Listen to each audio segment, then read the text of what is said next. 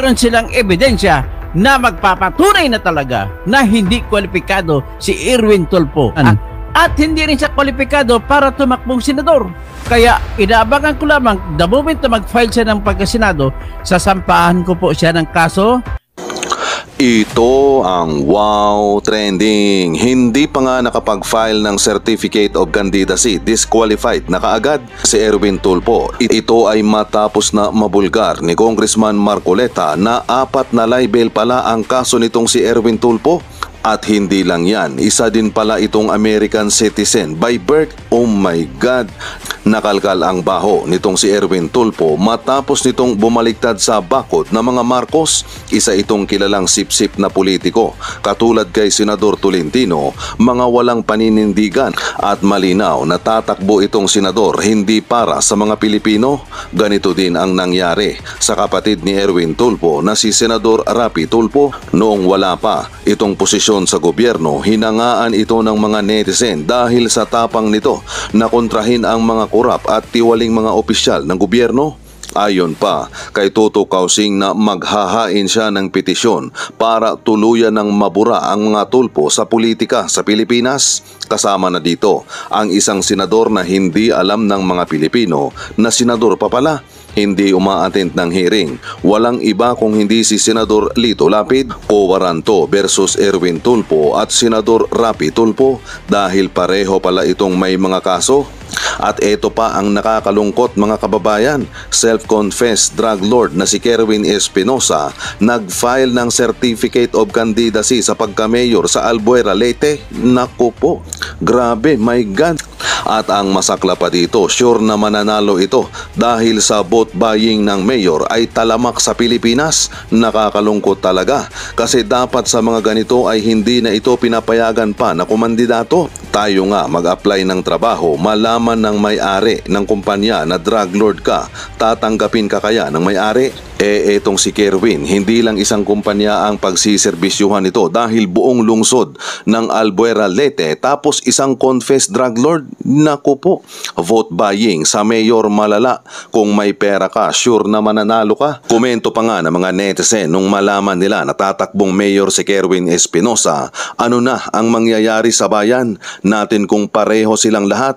Common, wake up voters, think wisely. That will become our country and future's generation. But who knows? They said people's change. Hindi talaga patas ang Pinas, ordinaryo na tao na kulong galing, kukuha ng NBI o police clearance, hirap matanggap sa trabaho. Pero mayamang politiko, may kaso, pwede pang tumakbo at maluklok sa pwesto bilang officials ng bayan. Ang masaklap, hindi lang NBI at ibang requirements, magpa-ban check pa, may bayad pa ng 1,500 pesos. Pero itong mga drug lord at kriminal, nasa politiko, saklap talaga. Wala ba tayong batas na bawal kumandidato pag may bad record ka? Sorry, hindi ako na-inform. Yan ang dapat gawa ng batas, mag-hearing sa Congress. Bawal kumandidato ang mga may kaso, nakulong at may hatol na, circus na ang eleksyon na ito. Dito lang sa Pilipinas ang may drug lords na tinanggap na mag-file ng candidacy. Pinas lang ang sakalam. Pag ordinaryong mamamayan ka tapos mamamasukan ka sa isang establishmento, kailangan mo ng police clearance na dapat no bad record. Tapos sa gobyerno natin, ang manilbihan ay galing sa Muntinlupa. In English lang kasi yan, kaya di masakit sa pagbasa at pagdinig. Pero Tagalogin mo yan. Tapos na kaagad ang usapan. Like, isang drug lord tumakbong mayor ulit, pasok kaagad sa sentido ng mga Pinoy. Kaya di ako talaga fan ng English. Nakakaintindi ako, nakakapagsalita ng English, pero di ko ginagamit yan para magtunog alta at matino lang. Sa NBI nga, kapag may record ka, maski kapangalan lang, hindi ka mai-issuehan. Marka na yan, pero hindi ka makakapag-abroad. Samantalang may mga ganitong klase ng tao, certified drug lord at convicted, pwede pang tumakbo sa eleksyon. Pilipinas kung mahal. Pinaka-importanting issue dito ay dapat lahat ng tao po ay gumalang sa batas. Kung ano man ang batas, iiyak man ang langit. Luluha man ang lahat ng tao sa mundo. Luluha man ang Diyos. Magpapaulan man ang Diyos. Magbabagyo man. Hindi natin pwedeng ibahin ang batas.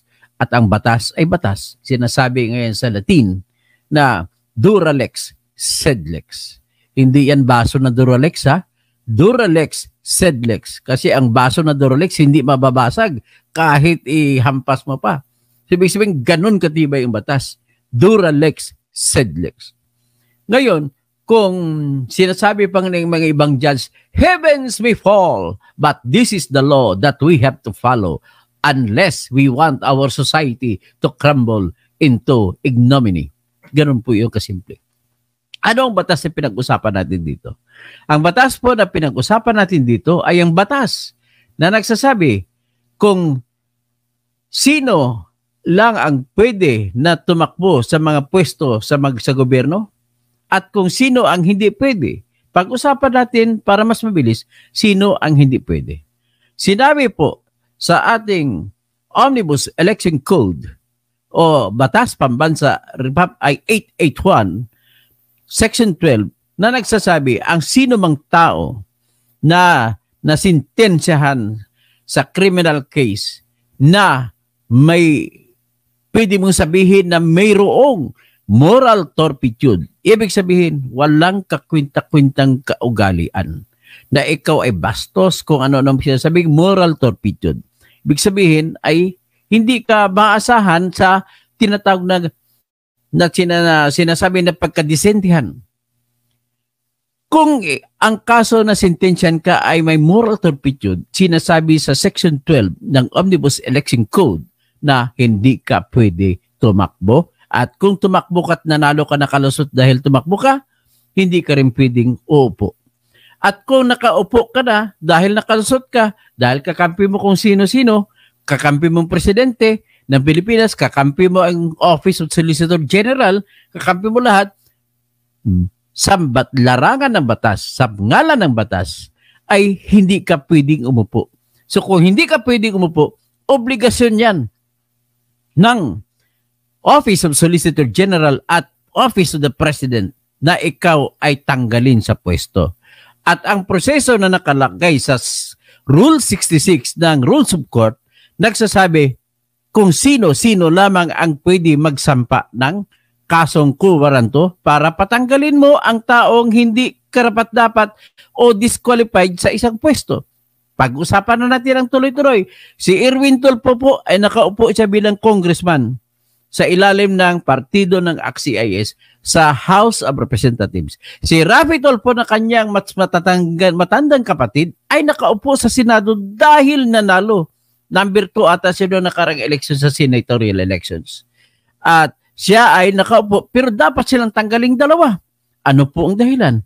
Ayon sa batas, kapag ikaw ay nasentensyahan sa isang kasong krimen na may kasama na moral turpitude, ikaw ay hindi pwedeng umupo sa pwesto.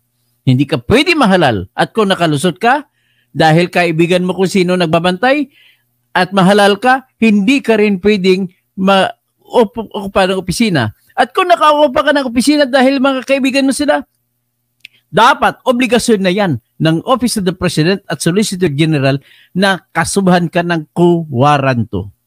At kung hindi nila kakasuhan ng quo warranto, lalo na si Bongbong Marcos, si Erwin Tulfo at saka si Raffy Tulfo, magiging pwedeng basihan na ipa-impeach si Bongbong Marcos sa kasalanang culpable violation of the Constitution at saka betrayal of public trust. Ano ba sa Tagalog ang betrayal? Pagtatraidor sa tiwala ng tao. Ganun pong ibig sabihin yan. So ano naman po ang meron na diskwalifikasyon kay Raffy Tulfo at saka Erwin Tulfo? Si Raffy Tulfo po at saka si Erwin Tulfo ay pareho pong nasentensyahan sa kasong libelo. Nasentensyado sila, although hindi sila pinarusahan ng kulong. Ang pinarusa sa kanila ay multa.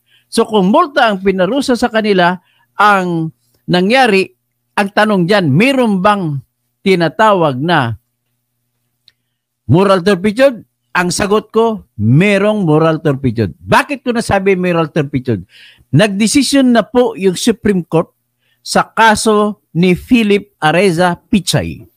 Si Philip Areza Pichay po ay tumakbong congressman sa Surigao del Sur at kinasuhan siya for disqualification ng isang nagngangalang Maria Elizabeth T. Delgado.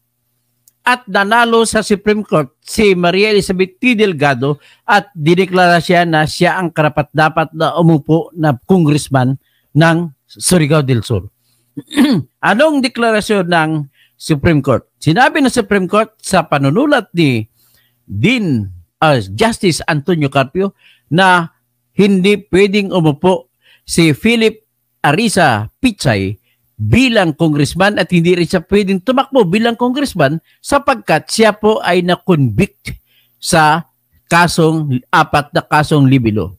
At kasama niya sa na-convict dyan ay walang iba kundi si Erwin Tulfo. At dahil na-convict sila, ang dinahilan niyan ay ang sinulat ni Erwin Tulfo laban kay Attorney Carlos Dingso ng Bureau of Customs.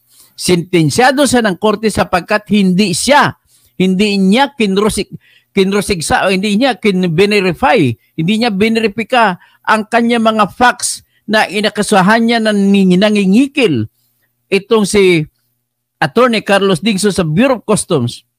Wala siyang basihan kumbaga kwento lang siya ng kwento na hindi niya inalam kung totoo o hindi ang kanyang binasihan mga kwento.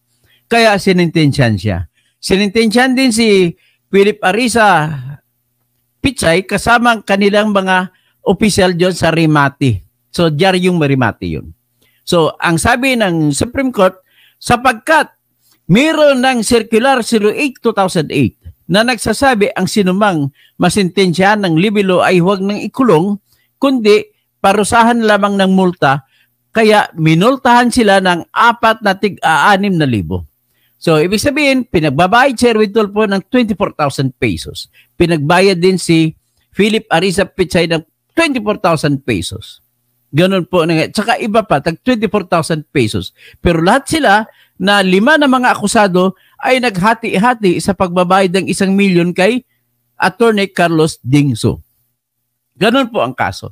So ngayon, kung ang desisyon ng Supreme Court ay hindi kwalipikado tumakbo at mga upo sa Kongreso sa isang upuan sa House of Representatives para sa distrito ng Surigao del Sur, si Mr. Philip Arisa Pichay na akusado din, kapwa-akusado niya si Erwin Tulfo, ibig sabihin hindi kwalipikado si Erwin Tulfo para magiging congressman.